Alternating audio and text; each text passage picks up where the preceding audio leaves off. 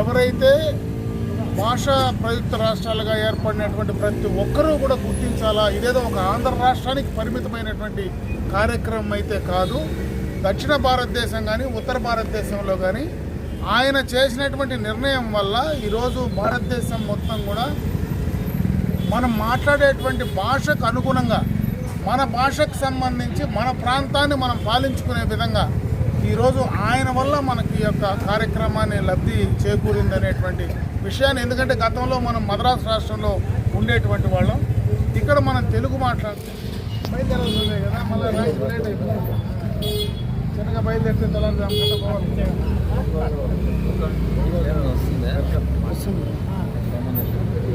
అంటే కొంచెం లేట్గా పోయినా పడతా. రోడ్డు బాగుంది, ముందు మాదిరి కాదు, త్వరగా వెళ్ళిపోతారు. తిరుపతి నాయుడుపేట నెల్లూరు దాకా కొద్దిగా ట్రాఫిక్ ఉంటుంది. తర్వాత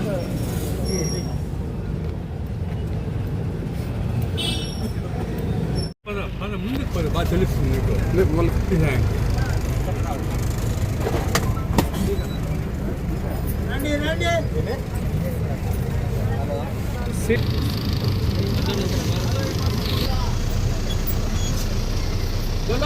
बोलो अमरजीव పొట్టి శ్రీరాములు గారికి, बोलो పొట్టి శ్రీరాములు గారికి, అమర జీవికి, అమర జీవికి, పొట్టి శ్రీరాములు గారికి.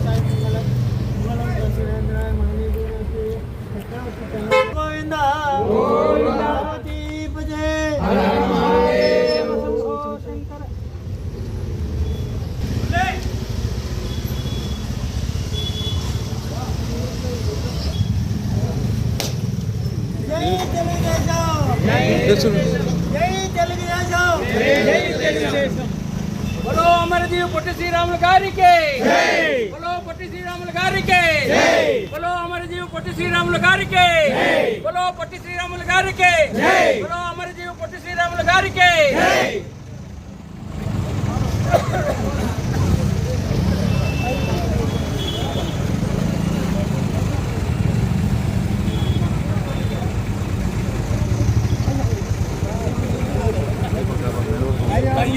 ఆడే ఉంది ఇదే సార్ బాగా ఉంది బస్సు తీసుకు.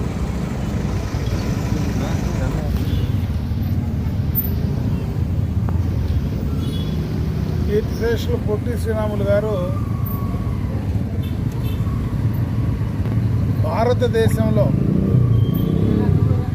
భాషా ప్రయుక్త రాష్ట్రాలుగా రావడానికి కారకులు కావడమే కాకుండా ఆంధ్ర రాష్ట్ర ఆవిర్భావంలో ఆయన ఏదైతే ఒక నిర్ణయం తీసుకొని తెలుగువారు, తెలుగు భాష మాట్లాడేటువంటి వాళ్ళకు మాకు ప్రత్యేకమైనటువంటి రాష్ట్రం కావాలని ఆయన బలిదానం చేసి జీవితాన్ని త్యాగం చేసినటువంటి మహానుభావుడు.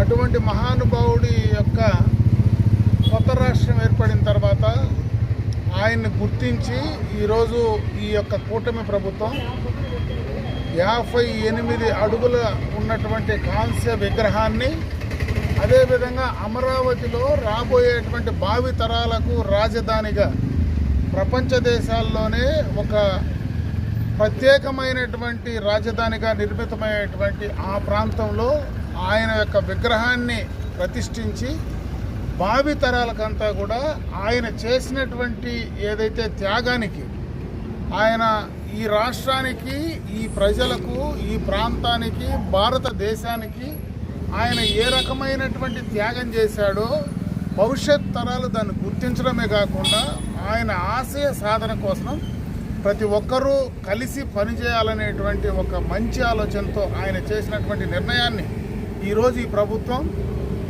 దానికి గుర్తింపు ఇచ్చే విధంగా చేసేటువంటి కార్యక్రమంలో భాగంగా ఈరోజు పలమనేరు నుంచి చాలామంది ఆ యొక్క కార్యక్రమానికి వెళ్ళేటువంటి సందర్భంలో ఈరోజు మేమందరం కూడా కలిసి సంతోషంగా వారందరూ కూడా వెళ్ళి ఆ కార్యక్రమాన్ని విజయవంతం చేయాలా, ఆ కార్యక్రమాన్ని యొక్క ఉద్దేశాన్ని ప్రపంచ దేశాలకు భారతదేశంలో ప్రతి ఒక్కరూ గుర్తించాలా. ముఖ్యంగా దక్షిణ భారతదేశంలో ఉండేటువంటి ఎవరైతే భాషా ప్రయుక్త రాష్ట్రాలుగా ఏర్పడినటువంటి ప్రతి ఒక్కరూ కూడా గుర్తించాలా. ఇదేదో ఒక ఆంధ్ర రాష్ట్రానికి పరిమితమైనటువంటి కార్యక్రమం అయితే కాదు. దక్షిణ భారతదేశం కానీ ఉత్తర భారతదేశంలో కానీ ఆయన చేసినటువంటి నిర్ణయం వల్ల ఈరోజు భారతదేశం మొత్తం కూడా మనం మాట్లాడేటువంటి భాషకు అనుగుణంగా మన భాషకు సంబంధించి మన ప్రాంతాన్ని మనం పాలించుకునే విధంగా ఈరోజు ఆయన వల్ల మనకి ఈ యొక్క కార్యక్రమాన్ని లబ్ధి చేకూరింది అనేటువంటి విషయాన్ని, ఎందుకంటే గతంలో మనం మద్రాసు రాష్ట్రంలో ఉండేటువంటి వాళ్ళం, ఇక్కడ మనం తెలుగు మాట్లాడతాం, అక్కడ వాళ్ళు తమిళ్ మాట్లాడతారు.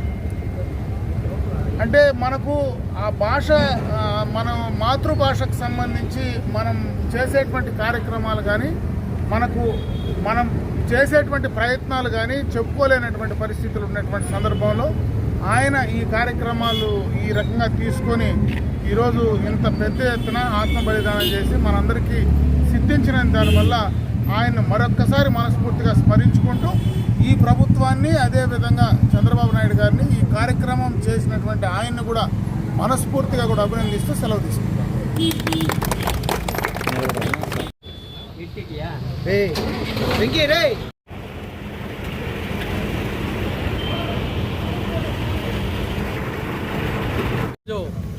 మన పలమనేరు నియోజకవర్గం పలమనేరు పొట్టి శ్రీరాములు బజారు వీధి నుండి మన అమరజీవి పొట్టి శ్రీరాములు యొక్క 125వ జయంతి సందర్భంగా ఏర్పాటు చేసినటువంటి 58 అడుగుల కంస విగ్రహాన్ని ప్రతిష్ట కోసం పలమనేరు పట్టణం నుండి కూడా ఆరోగ్య సోదరిమణులు, అదేవిధంగా పలమనేరు పట్టణ ప్రజలందరూ కూడా ఈరోజు ప్రారంభమై మన ఎమ్మెల్యే గారి ఆధ్వర్యంలో బయలుదేరుతున్నాము. ఈ కార్యక్రమం అందరూ కూడా వచ్చి విజయవంతం చేయవలసిందిగా అందరినీ కోరుకుంటున్నాము. పొట్టి శ్రీరాములు గారికి, అమరజీవికి, అమరజీవికి, పొట్టి శ్రీరాములు గారికి. డ్రైవింగ్ తీసుకెళ్ళి